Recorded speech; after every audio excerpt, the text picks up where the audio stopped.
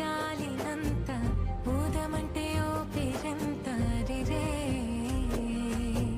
కళ్ళు రెండు పుస్తకాలు, భాషలేని అక్షరాలు, చూపులోనే అర్థమయ్యే అన్ని మాటలు. ముందు లేని ఆనవాలు, లేనిపోని కారణాలు, కొత్త కొత్త ఓనమాలు, ఎన్ని మాయలు.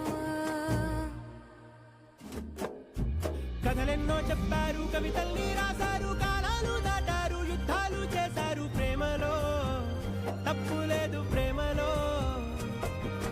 కథలెన్నో చెప్పారు, కవితల్ని రాశారు, కాలాలు దాటారు, యుద్ధాలు చేశారు.